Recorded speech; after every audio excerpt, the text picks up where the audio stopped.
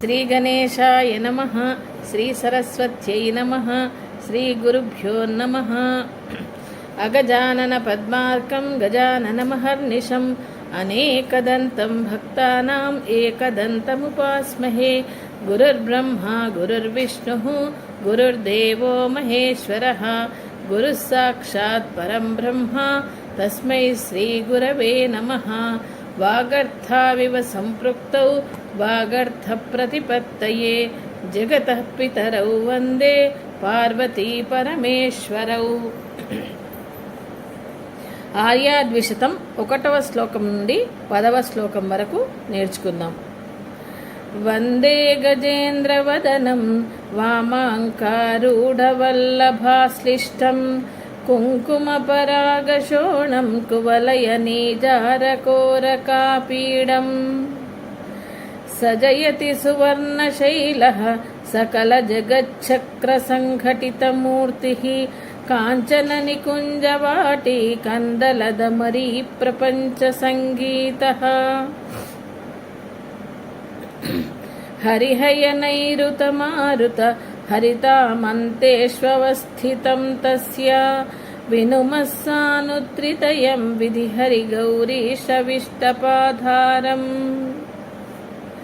మధ్యే పునర్మనోహర రత్నరుచిస్తబకరంజితదిగంతం ఉపరి చతుశ్శతయోజనముత్తుంగం శృంగపుంగవముపాసే. తత్ర చతుశ్శతయోజన పరిణాహం దేవశిల్పినా రచితం నానాసాలమనోజ్ఞం నమామ్యహం నగరమాదివిద్యాయాః. ప్రథమం సహస్రపూర్వక షట్శతసంఖ్యాకయోజనం పరితః వలయీకృతస్వగాత్రం వరణం శరణం వ్రజామ్యయోరూపం. తస్యోత్తరే సమీరణ యోజన దూరే తరంగితఛాయః ఘటయతు ముదం ద్వితీయో ఘంటాస్తనసార నిర్మితః సాలః. ఉభయోరంతరసీమన్ ఉద్ధామభ్రమరరంజితోదారం ఉపవనముపాస్మహే వయమురరీకృతమూరీకృతమందమారుతస్యందం. ఆలింగ్య భద్రకాళీం ఆసీనస్తత్ర హరిశిలాశ్యామాం మనసి మహాకాలో మే విహరతు మధుపాన విభ్రమన్నేత్రః. తార్తీయీకో వర్ణః తస్యోత్తరసీం నివాతయోజనతః తామ్రేణ రచితమూర్తిస్తనుతాదాచంద్రతారకం భద్రం. మధ్యే తయోశ్చ మణిమయ పల్లవశాఖాప్రసూనపక్ష్మళితాం కల్పానూకహవాటీం కలయే మకరందపంకిలావాలాం. తత్ర మధుమాధవశ్రీ తరుణీభ్యాం తరళదృక్చకోరాభ్యాం ఆలింగితోవతాన్మామనిశం ప్రథమర్తురాత్తపుష్పాస్త్రః. నమత తదుత్తరభాగే నాకిపథోల్లంఘి శృంగసంఘాతం సీసాకృతిం తురీయం సితకిరణాలోకనిర్మలం సాలం. సాలద్వయాంతరాలే సరళాలికపోతచాటు సుభగాయాం సంతానవాటికాయాం సక్తం చేతోస్తు సతతమస్మాకం. తత్ర తపనాతిరూక్షః సామ్రాజ్ఞీ చరణసాంద్రితస్వాంతః శుక్రశుచిశ్రీసహితో గ్రీష్మర్తుర్దిశతు కీర్తిమాకల్పం. ఉత్తరసీమని తస్య ఉన్నతశిఖరోత్కంపిహాటకపతాకః ప్రకటయతు పంచమోనఃపకారం కుశలమారకూటమయః.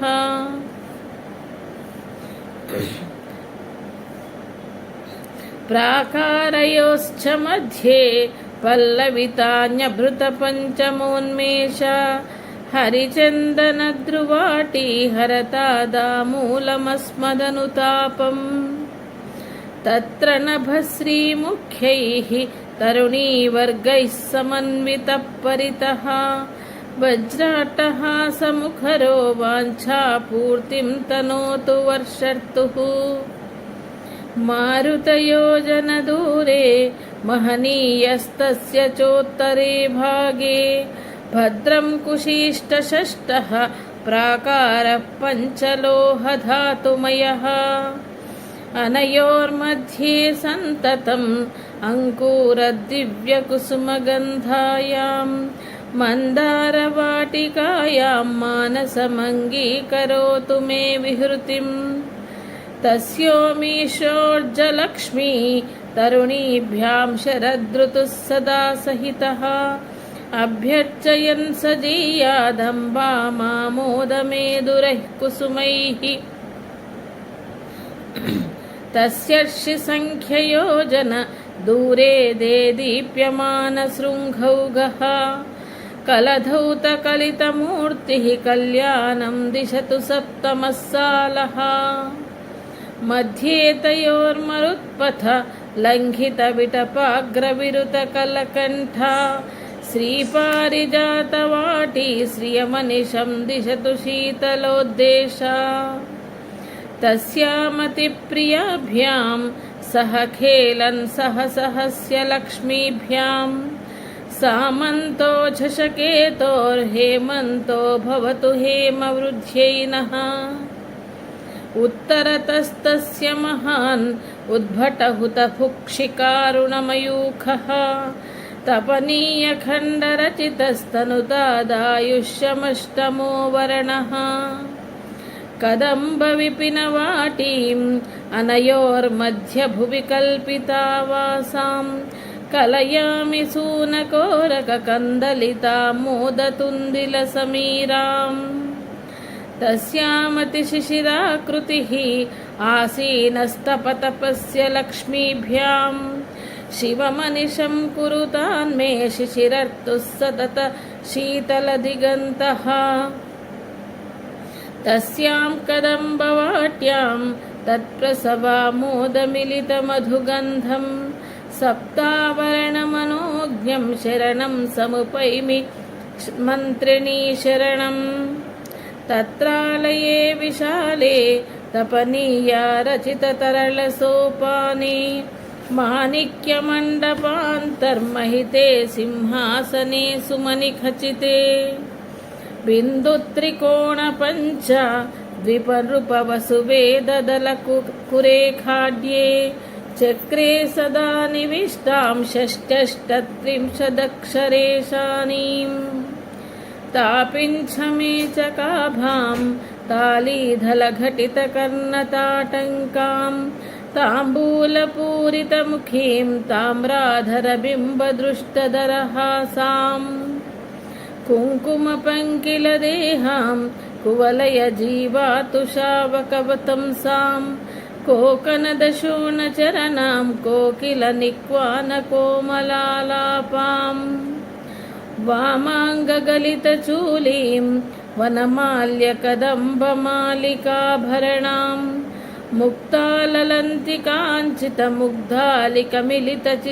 मुक्ताललन्तिकाञ्चितमुग्धालिकमिलितचित्रकोदाराम् करविधृतकीरशावक कलनिनदव्यक्तनिखिलनिगमार्थां वामकुचसङ्गिवीणावादनसौख्यार्थमीलिताक्षियुगाम् आपाटलां शुकधराम् आदिरसोन्मेषवासितकटाक्षाम् आम्नायसारगुलिकामाद्यां सङ्गीतमातृकां वन्दे तस्य च सुवर्णसालः उत्तरतस्तस्य कुङ्कुमच्छायः शमयतु मम सन्तापं सालो नवमः स पुष्परागमयः अनयोरन्तरवसुधाः प्रणुमः प्रत्यग्रपुष्परागमयीः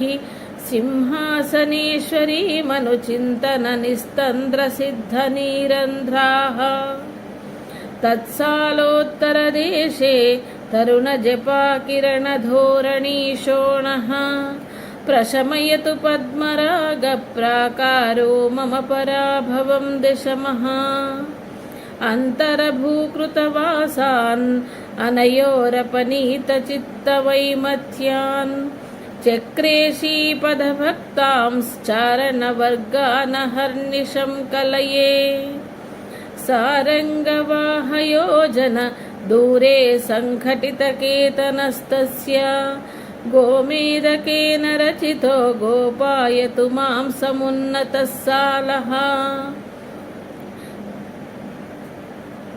वप्रद्वयान्तरोर्व्यां वटुकैर्विविधैश्च योगिनी बृन्दैः सततं समर्चितायाः सङ्कर्षण्याः प्रणौमि जननाब्जम् तापसयोजनदूरे तस्य समुत्तुङ्गगोपुरोपेतः वाञ्छापूर्त्यै भवताद्वज्रमणिनिकरनिर्मितो वप्रः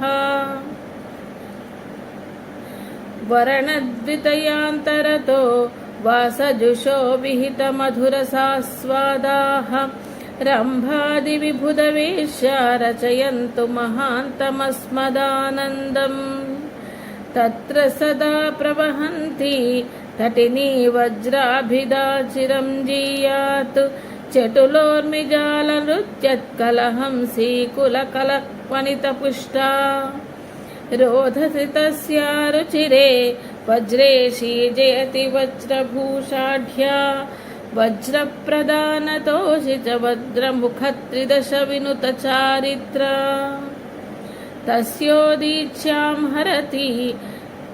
हरतिः तव कितसुषमावलीढवियदन्तः वैढूर्यरत्नरचितो वैमल्यं दिशतु चेतसो वर्णः अधिमध्यमेतयोः पुनः अम्बाचरणावलिं लम्बितस्वान्तान् कर्कोटकादिनागान् कलयामः किञ्च बलिमुखान्दनुजान् गन्धवः सङ्ख्ययोजन दूरे गगनोर्ध्वजाङ्घिकस्तस्य वासवमणिप्रणीतो वर्णो बहलयतु वैदुषीं विशदाम् मध्यक्षोण्यामनयोः महेन्द्रनीलात्मकानि च सरांसि शातोदरी सहायान् भूपालानपि पुनः पुनः प्रणुमः आशुगयोजनदूरे तस्योर्ध्वं कान्तिधवलितदिगन्तः मुक्ताविरचितगात्रो मुहुरस्माकं मुदे भवतु सालः। श्रीगणेशाय नमः। श्रीसरस्वत्यै नमः। శ్రీపాదవల్లభనరసింహ శ్రీగురుదత్తాత్రేయాయ నమః. అస్మద్గురుభ్యో నమః. మనం ఇప్పుడు 15వ ప్రాకారమైనటువంటి ముత్యపు ప్రాకారమైనటువంటి ఈ ప్రాకారం నుంచి అంటే 50వ శ్లోకం నుంచి 100వ శ్లోకం వరకు చదువుకుందాం. ఆర్యాద్విషతిలోని లలితా స్తోత్రరత్నం అని కూడా అంటాం కదా, దానిలోని 50వ శ్లోకం నుంచి 100 శ్లోకం వరకు చదువుకుందాం.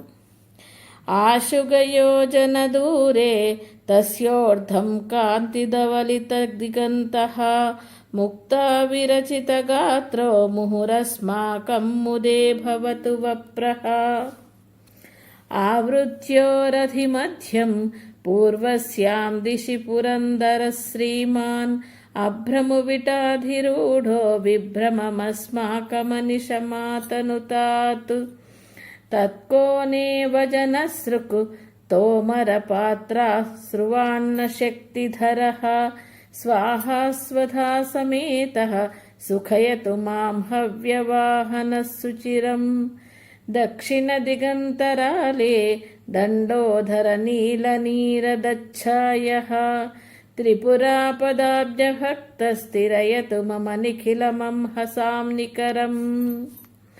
తస్యైవ పశ్చిమాయాం దిశి దళితేందీవరప్రభాశ్యామః ఖేటాసి యష్టిధారీ ఖేదానపనయతు యాతు ధానో మే.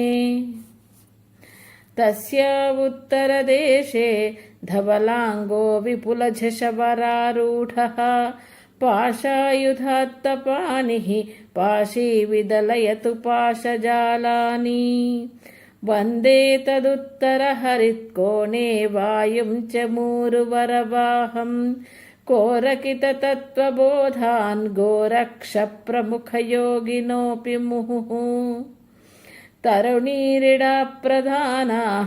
तिस्रो वा तस्य कृतवासाः प्रत्यग्रकापिशायनपानः परिभ्रान्तलोचनः कलये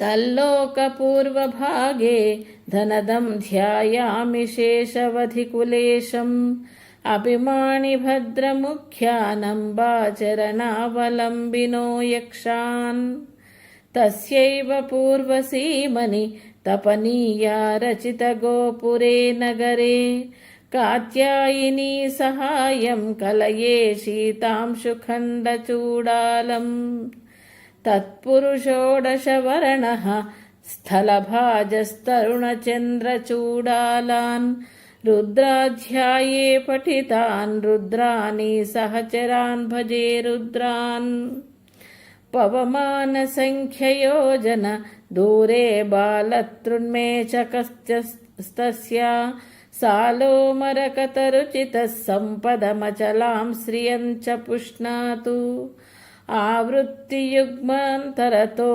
हरितमणिनिवहमेचके देशे हाटकताली विपिनं हालाघटघटितविटपमाकलये तत्रैव मन्त्रिणी गृह परिणाहं तरलकेतनं सदनं मरकतसौधमनोज्ञं दद्यादायुंषि दण्डनाथायाः सदने तत्र हरिन्मणि सङ्घटिते मण्डपे शतस्तम्भे कार्तस्वरमयपीठे कनकमयाम्बुरुहकर्णिका मध्ये बिन्दुत्रिकोणवर्तुल षडस्रवृत्तद्वयान्विते चक्रे सञ्चारिणी दशोत्तरशतार्णमनुराजकमलकलहंसी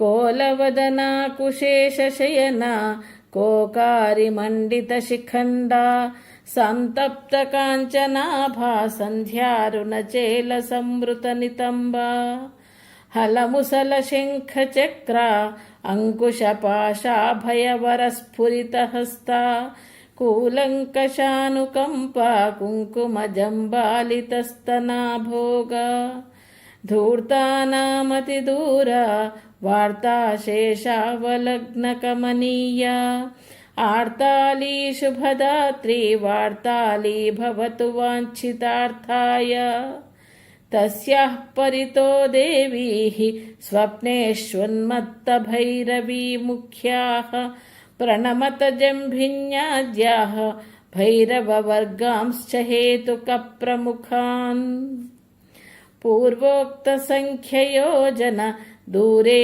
पूयांशुपाटलस्तस्य विद्रावयतु मदार्तिं विद्रुमसालो विशङ्कटद्वारः आवरणयोरहर्निशमन्तरभूमौ प्रकाशशालिन्याम्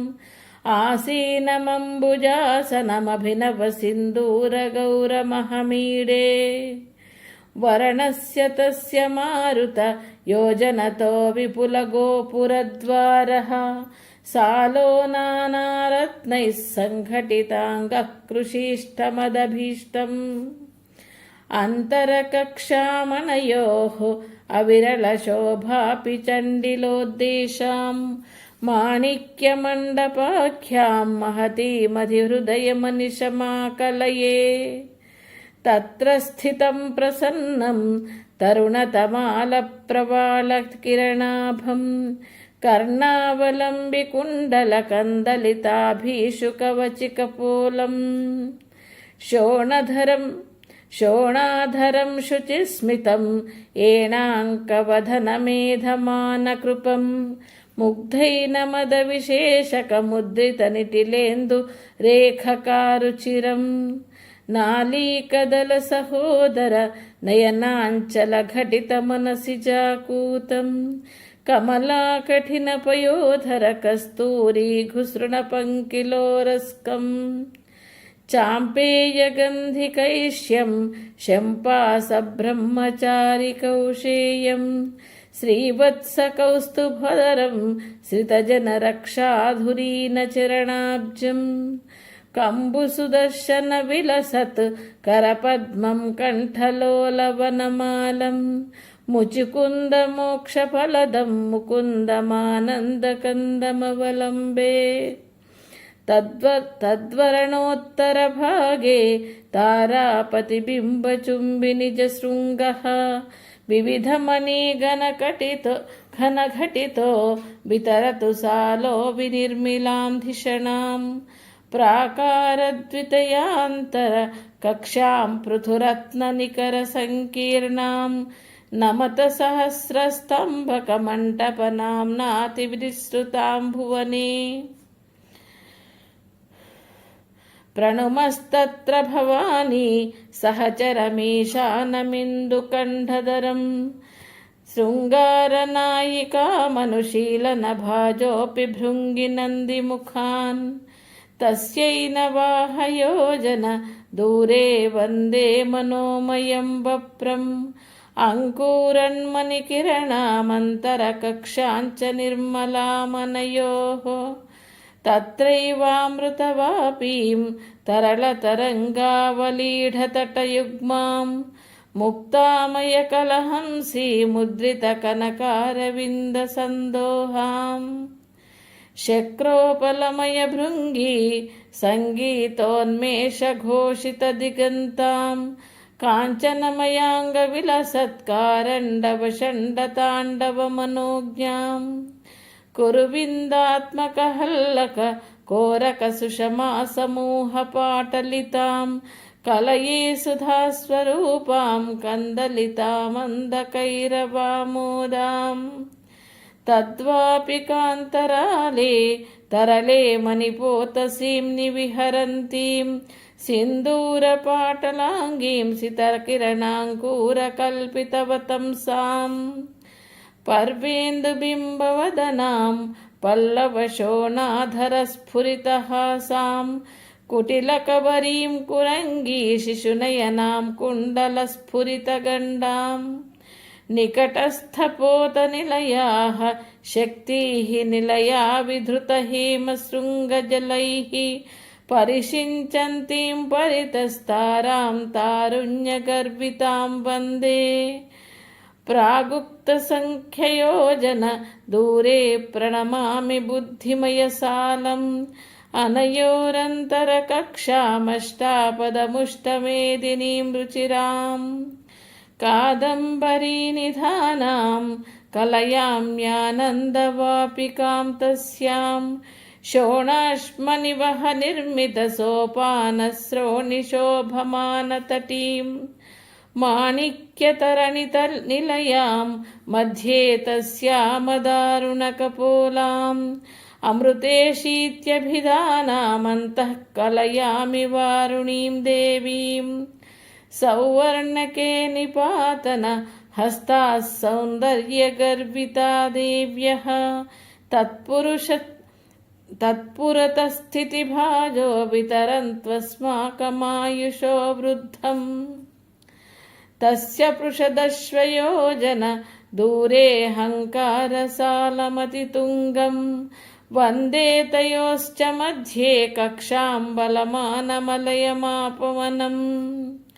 వినుమో విమర్శవాపీం సౌషుమ్న సుధాస్వరూపిణీం తత్ర వేలాతిలంఘ్య వీచి కోలాహలభరితకూలవనవాటీం తత్రైవ సలిలమధ్యే తాపించదల ప్రపంచ సుషమాభాం శ్యామలకంచుకలసితాం శ్యామావిటబింబడంబరహస్యాం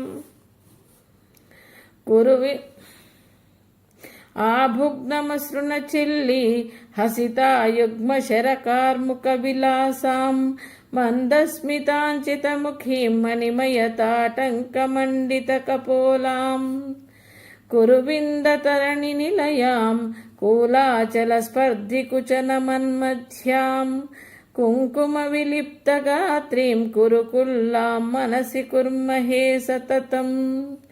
తత్సాలోత్తరభాగే భానుమయం వప్రమాశ్రయే దీప్తం మధ్యం చ విపులమనయోర్మన్యే విశ్రాంతమాతపోద్గారం. తత్ర కురువిందపీఠే తామరసే కనకకర్ణికాఘటితే ఆసీనమరుణవాససమమ్లానప్రసవమాలికాభరణం. చక్షుష్మతి ప్రకాశన శక్తిఛాయా సమారచితకేలిం మాణిక్యముకుటరమ్యం మన్యే మార్తాండభైరవం హృదయే. చక్షుష్మతి ప్రకాశన శక్తిఛాయా సమారుచితకేలీం మాణిక్యముకుటరమ్యం మన్యే మార్తాండభైరవం హృదయే. శ్రీ గణేశాయ నమః. శ్రీ సరస్వత్యై నమః. శ్రీ గురుభ్యో నమః. మనమిప్పుడు ఆర్యాద్విషతిలోని 101వ శ్లోకం నుంచి పారాయణం చేసుకుందాం. ఇందుమయసాలమీడే తస్యోత్తరతస్తుషారగిరిగౌరం అత్యంత శిశిరమారుతమనయోర్మధ్యం చ చంద్రికోద్గారం. తత్ర ప్రకాశమానం తారానికరైః పరిష్కృతోద్దేశం అమృతమయకాంతికందలమంతః కలయామి కుందసితమిందుం.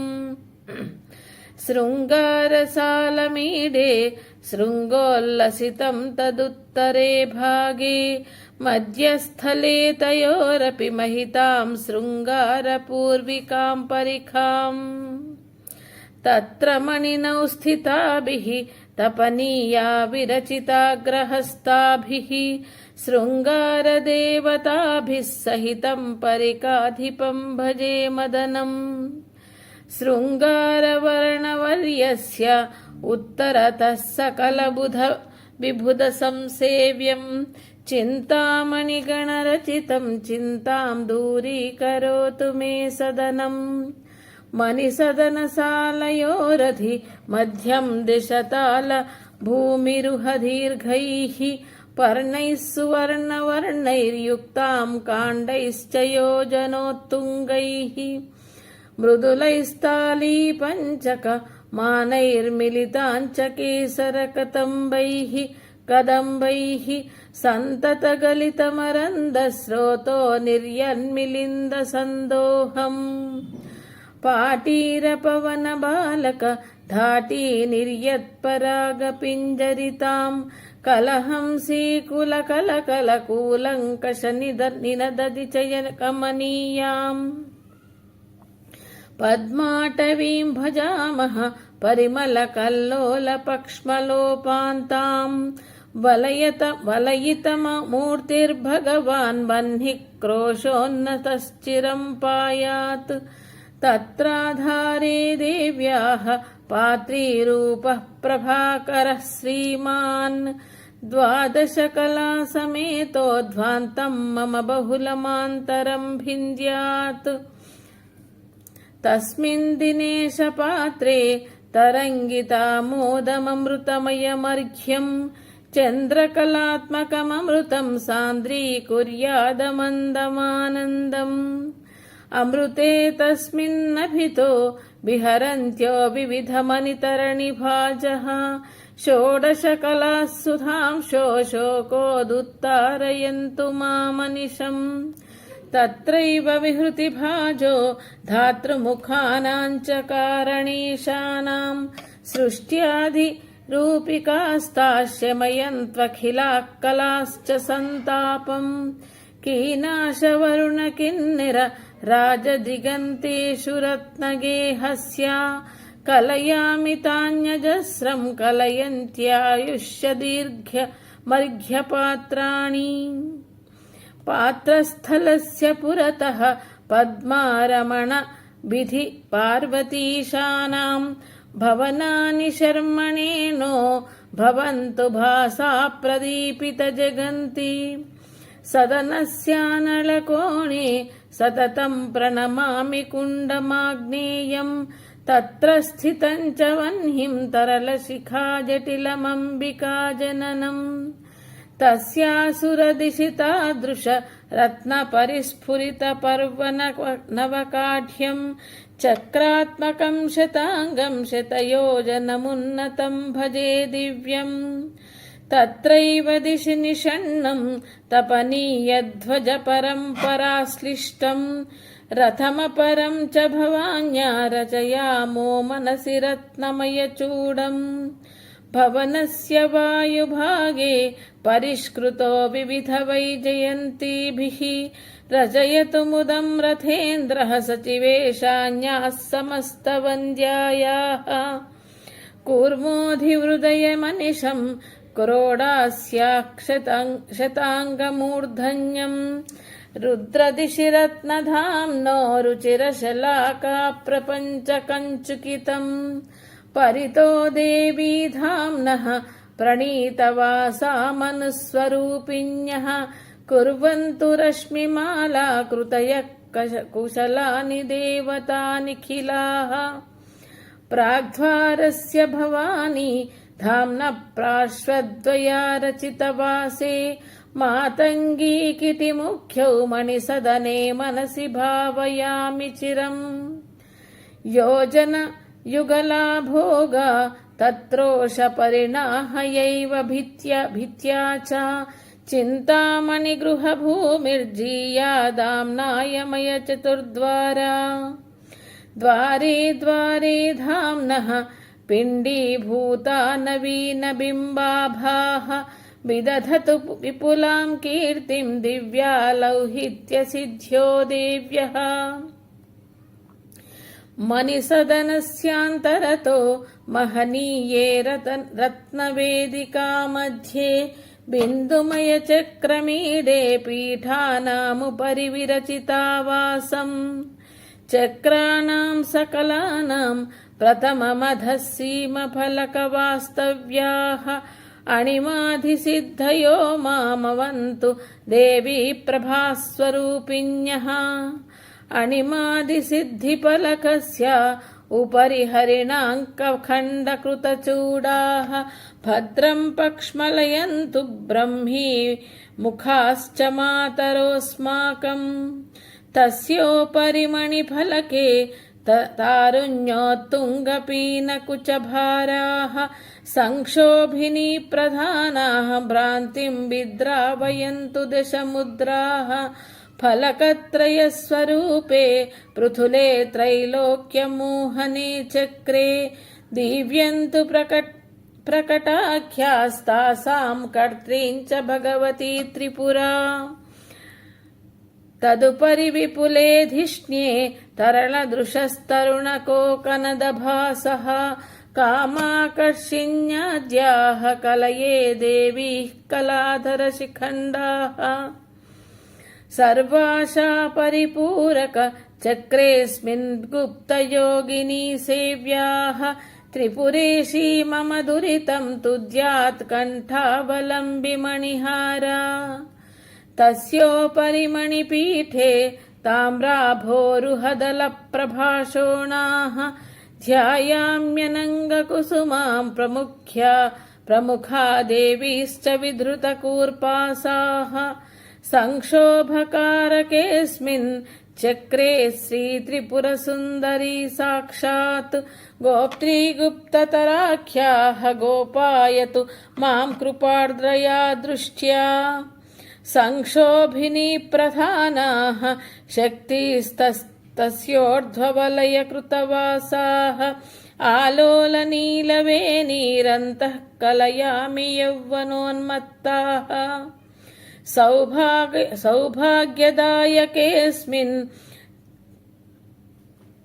चक्रे त्रिपुरवासिनी जीयात् शक्तिश्च सम्प्रदायाभिधाः समस्ता प्रमोदयन्त्यत्वनिशम् मणिपीठोपरि तासां महति चतुर्हस्तविस्तृते वलये सन्ततविरचितवासाः शक्तिः कलयामि सर्वसिद्धिमुखाः सर्वार्थसाधकाख्ये चक्रे मुष्मिन् समस्तबलदात्री त्रिपुरा श्रीर्मम कुशलं दिशतादुत्तीर्णयोगिनी सेव्या तासां निलयस्योपरि धिष्णे कौसुम्भकञ्चुकमनोज्ञाः सर्वाज्ञाद्या देव्यः सकलाः सम्पादयन्तु मम कीर्तिं चक्रे समस्तरक्षा करणाम्यस्मिन् समस्तजनसेव्यां मनसि निगर्भा सहितां मन्ये श्रीत्रिपुरमालिनीं देवीं सर्वज्ञा सदनस्योपरि चक्रे विपुले समाकलितगेहाः वन्दे वशिनी मुख्याः शक्ति सिन्धूररेणुरुचः श्रीसर्वरोगहाराख्या चक्रेऽस्मिन् त्रिपुरपूर्विकां सिद्धां वन्दे रहस्यनाम्ना वेद्याभिश्शक्तिभिः सदा सेव्याम् वशिनी गृहोपरिष्ठात् विंशतिहस्तोन्नते महापीठे शमयन्तु शत्रुवृन्दं शस्त्राण्यस्त्राणि चादिदम्पत्योः सदनोपरिष्ठात् वलये वलवैरिरत्नसङ्घटिते कामेश्वरी प्रधानाः कलये देवीः समस्तजनवन्द्याः चक्रेऽत्र सर्वसिद्धिप्रदा नामानि सर्वफलदात्री त्रिपुराम्बावतु सततं परापररहस्ययोगिनी सेव्या कामेश्वरी गृहोपरि वलये विविधमनुसम्प्रदायज्ञाः चत्वारो युगनाथा जयन्तु मित्रेशपूर्वकाः गुरवः नाथ भवनोपरिष्ठान्तु नानारत्नचयमेदुरे पीठे कामेश्याद्या नित्याः कलयन्तु मुदं तिथिस्वरूपिण्यः नित्या सदनस्योपरि निर्मलमणिनिवह विरचिते धिष्ण्ये कुशलं षडङ्गदेव्यः कलयन्त्वस्माकमुत्तरलनेत्राः सदनस्योपरि तासां सर्वानन्दमयनामके बिन्दौ पञ्चब्रह्माकारां मञ्चं प्रणमामि मणिगणाकीर्णम् परितो मणिमञ्चस्य प्रलम्बवाना नियन्त्रिता पाशैः मायामयी जवनिका मम दुरितं हरतु मे च कच्छाय मञ्चस्योपरि लम्बन् मदनी पुन्नागमालिका भरितं हरगोपमयवितानं हरितादालस्य मनिषमस्माकम् నా ఈ వీడియో నచ్చినట్టయితే లైక్ చేయండి, సబ్స్క్రైబ్ చేయండి. ప్రసన్నలక్ష్మి, మీ ప్రసన్నలక్ష్మి. శ్రీ గణేశాయ నమః, శ్రీ సరస్వత్యై నమః, శ్రీ గురుభ్యో నమః. ఇప్పుడు మనం ఆర్యాద్విషతిలోని 151వ శ్లోకం నుంచి చదువుకుందాం. పర్యంకస్య భజామః పాదాన్ బింబాంబుదేందు హేమరుచః అజహర రుద్రేశ మయా ననలాసురమారుతేశ కోనస్థాన్ ఫలకం సదాశివమయం ప్రణౌమి సింధూరరేణుకిరణాభం ఆరభ్యాంగేశీనాం సదనాత్ కలితం చ రత్నసోపానం పట్టోపధానగండక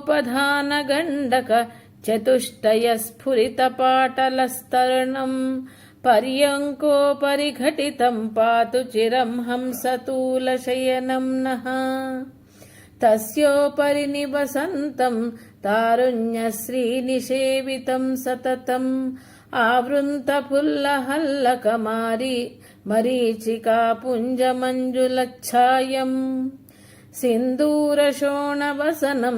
శీతాంశుస్తబకచుంబితకిరీటం కుంకుమతిలకమనోహరకుటిలాలికహసితకుముదబదు బంధుశిశుం పూర్ణేందుబింబవదనం ఫుల్లసరోజాతలోచనత్రితయం తరళాపాంగతరంగితశఫరాంకనశాస్త్రసంప్రదాయార్థం మణిమయకుండలపుష్యత్ మరీచికల్లోలమాంసలకపోలం విద్రుమసహోదరాధర విసృమరసుస్మితకిశోరసంచారం ఆమోదకుసుమశేఖరం ఆనీలభ్రూలతాయుగమనోజ్ఞం వీటీసౌరభవీచీ ద్విగుణితవక్త్రారవిందసౌరభ్యం పాశాంకుశేక్షుచాప ప్రసవశరస్ఫురితకోమలకరాబ్జం కశ్మీరపంకిలాంగం కామేశం మనసి కుర్మహే సతతం తస్యాంకభువి నిషణ్ణాం తరుణకదంబప్రసూనకిరణాభం శీతాంశుఖండచూడాం సీమంతన్యస్తసాంద్రసింధూరం కుంకుమలలామభాస్వత్ నిటిలాం కుటిలతరచిల్లికాయుగలం నాళీకతుల్యనయనాం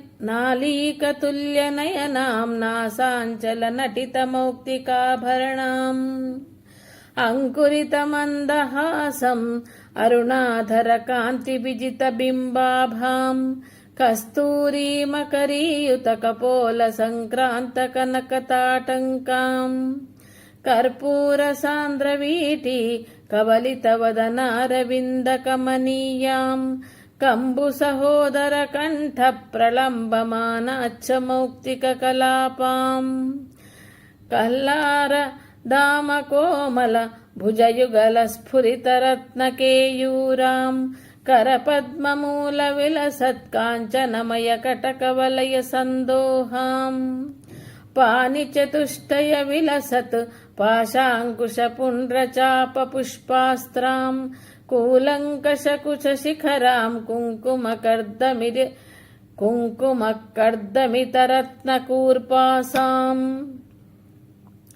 అనుదాయవదవలగ్నా దగ్ధాం అంబుదశోభాసనాభిరోమలతాం మాణిక్య ఖచితకాంచీ మరీచికాక్రాంతమాంసలనితంబాం కరభోరుకండయుగలాం జంఘాజితకామజైత్రతూనీరాం ప్రపదపరిభూతకూర్మాం పల్లవసచ్ఛాయపదయుగమనోజ్ఞాం కమలభవపంకంజలోచన కిరీటరత్నాంశురంజితపదాబ్జం ఉన్మస్తకానుకంపాముత్తరలాపాంగపోషితానంగాం ఆదిమరసావలంబాం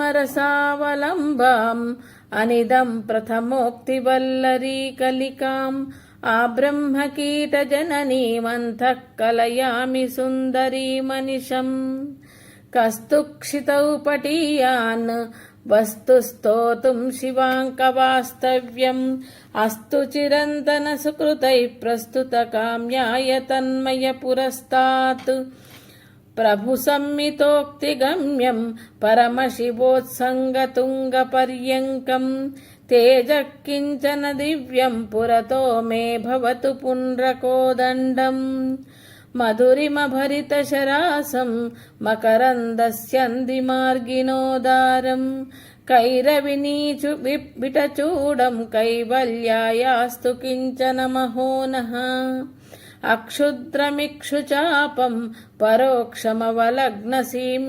పరోక్షమవలగ్నసీమ్నిత్ర్యక్ష్యం క్షపయతు మే క్షేమేతర ముక్షరథ ప్రేమ పక్ష్మలం తేజః భృంగరుచి సంగరకరాపాంగం శృంగారతుంగమరుణాంగం మంగళమభంగురం మే ఘటయతు గంగాధరాంగసంగిమః ప్రపదాచితకూర్మమూర్జిత కరుణం భర్మ రుచి నిర్మథనమదేహం శ్రితవర్మ మర్మ శంభోః కించన మమ నర్మ శర్మ నిర్మాతు.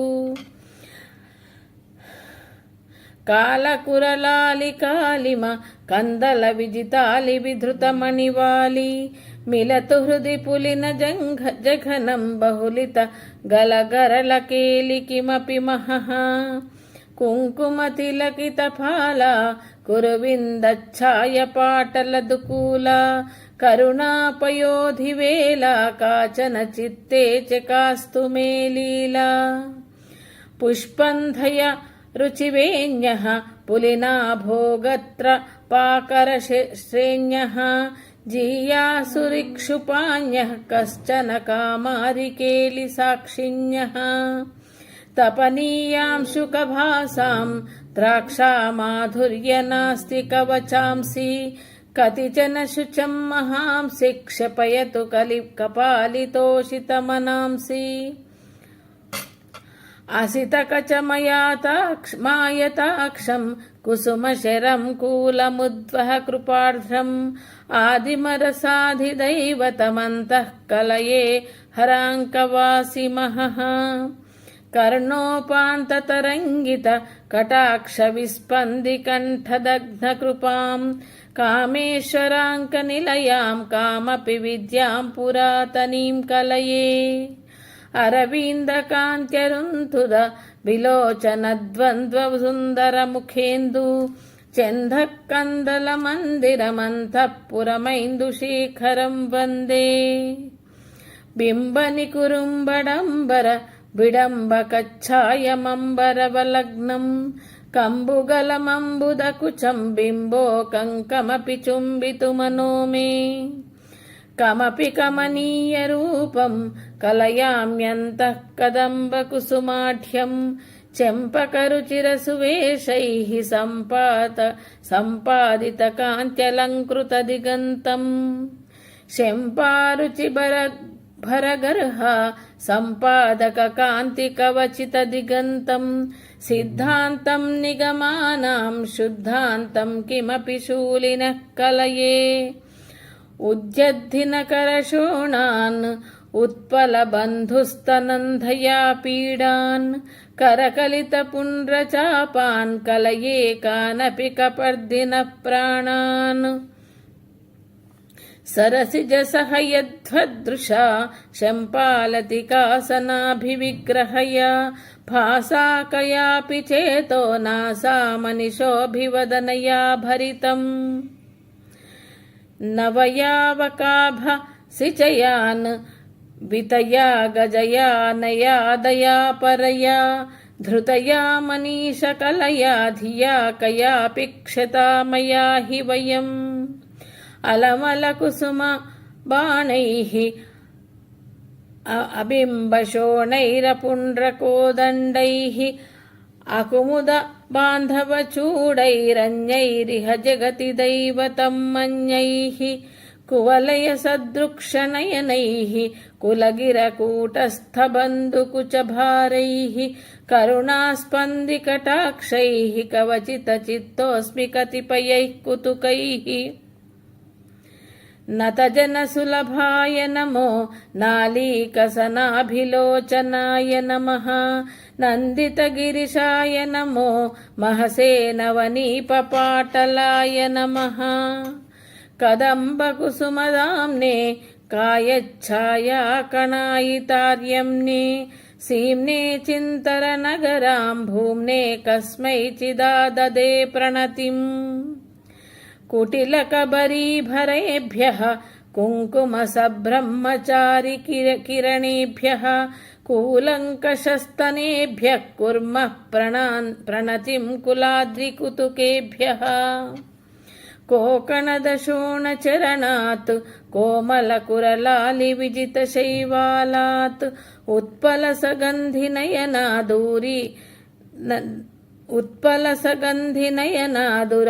కుర్మో న దేవతామాన్యాం. ఆపాటలాధరాణం ఆనీలస్నిగ్ధబర్బరకచానాం ఆమ్నాయ జీవనానామాకూతానాం హరస్య దాసోహం పుంఖితవిలాసహాసః స్ఫురితాసు పురోహితాంకనిలయాసు మగ్నం మనోముదీయం కాస్వపి కామారి జీవనాడీషు లలితా పాతు శిరో మే లలాటమంబా చ మధుమతీ రూపా భ్రూయుగ్మం చ భవానీ పుష్పశరా పాతు లోచనద్వంద్వం పాయాన్నాసాంబాల సుభగాదంతాంశ్చ సుందరీ జిహ్వాం అధరోష్ఠమాదిశక్తిశ్చక్రేషీ పాతు మే చిరం చుబుకం కామేశ్వరీ చ కర్ణౌ కామాక్షీ పాతు గండయోర్యుగలం శృంగారనాయికా వ్యాద్వదనం సింహాసనేశ్వరీ చ గలం స్కందప్రసూశ్చ పాతు స్కందౌ బాహూ చ పాటలాంగీ మే స్కందప్రసూశ్చ పాతు స్కందౌ బాహూ చ పాటలాంగీ మే పానీ చ పద్మనిలయా పాయాదనిశం నఖావలీర్విజయా కోదండనీ చ వక్షః కుక్షిం చావ్యాత్కులాచలతనూజా కళ్యాణీ చ వలగ్నం కుటిం చ పాయాత్ కళాధరశిఖండా ఊరుద్వయం చ పాయాత్ ఉమామృడానీ చ జానునీ రక్షేత్ జంఘే చ షోడశీ మే పాయాత్ పాదౌ చ పాచ శృణిహస్తా ప్రాతః పాతు పరామాం మధ్యాహ్నే పాతు మణిగృహాధీశా శర్వాణ్యవతు చ సాయం పాయాద్రాత్రౌ చ భైరవీ సాక్షాత్ భార్యాం రక్షతు గౌరీం పాయాత్ పుత్రాంశ్చ బిందుగృహపీఠ శ్రీవిద్యా చ యశో మే శీలం చావ్యాశ్చిరం మహారాజ్ఞీ పవనమయి పావకమయి క్షోణీమయి గగనమయి కృపీటమయి రవిమయి శశిమయి దింగ్మయి సమయమయి ప్రాణమయి శివే పాహి కాళికపాలిని శూలిని భైరవి మాతంగి పంచమి త్రిపురే వాగ్దేవీ విద్యవాసి బాలే భువనేశి పాలయ చిరం మాం అభినవ సింధూరాభాం అంబా త్వం చింతయంతి మే హృదయం ఉపరి నిపతంతి తేషాముత్పలనయనా కటాక్షకల్లోలాః వర్గాష్టకమిలితాభిః వశినీ ముఖ్యాభిరావృతాం భవతీం చింతయతాం సీతవర్ణాం వచో నిర్యాంత్యయత్నతో వదనాత్ కనకకశలాకా గౌరీం కనకశలాకా గౌరీం కర్ణవ్యాలోలకుండలద్వితయాం ప్రహసితముఖీం చ భవతీం ధ్యాయంతో ఏత ఏవ బాధనాథనాదాః భూదనాథాః శీర్షాంబోరుహమధ్యే శీతలపీయూషవర్షిణీం భవతీం అనుదినమనుచింతయతామాయుష్యం భవతి పుష్కలమవన్యాం మధురస్మితాం మదారుణ నయనాం మాతంగకుంభవక్షోజాం చంద్రవతంసినీం త్వాం సవిధే పశ్యంతి సుకృతినః కేచిత్ మధురస్మితాం మదారుణ నయనాం మాతంగకుంభవక్షోజాం చంద్రవతంసినీం త్వాం సవిధే పశ్యంతి సుకృతినః కేచిత్. యదక్షరపదభ్రష్టం మాత్రాహీనం చ యద్భవేత్ తత్సర్వం క్షమ్యతాం దేవ నారాయణ నమోస్తుతే. కాయేన వాచా మనసేంద్రియైర్వా బుద్ధ్యాత్మనా వా ప్రకృతే స్వభావాత్ కరోమి యద్యః సకలం పరస్మై నారాయణీయేతి సమర్పయామి. ఇతి శ్రీనారాయణీయేతి సమర్పయామి. సర్వం శ్రీదేవి అర్పణమస్తు. మంగళం మహత్. सहना भवतु सहनौ भुनक्तु सह वीर्यं करवावहै तेजस्विनावधीतमस्तु मा विद्विषावहै. ओम शांति शांति शांतिः. सर्वे जनाः सुखिनो भवन्तु समस्त सन्मंगलानि भवन्तु. నా ఈ వీడియో నచ్చినట్లయితే లైక్ చేయండి, సబ్స్క్రైబ్ చేయండి. అందరూ కూడా విని తరించండి.